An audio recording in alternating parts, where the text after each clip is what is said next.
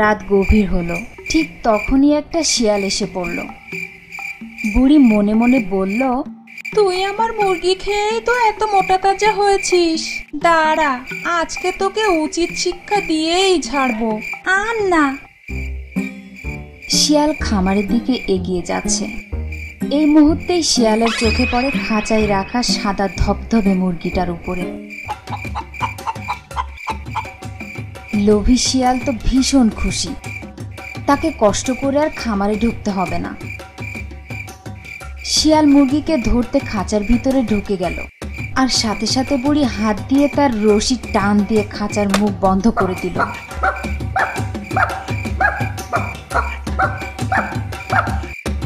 বুড়ি খুশিতে লাফাচ্ছে আর বলছে, যা এবার মুরগি নিয়ে। আজ তোকে হাতে নাতে ধরেছি, এবার তোর রেহাই নাই। যা যা যা। শিয়াল পড়ল এবার মহাবিপদে। সে খাঁচা থেকে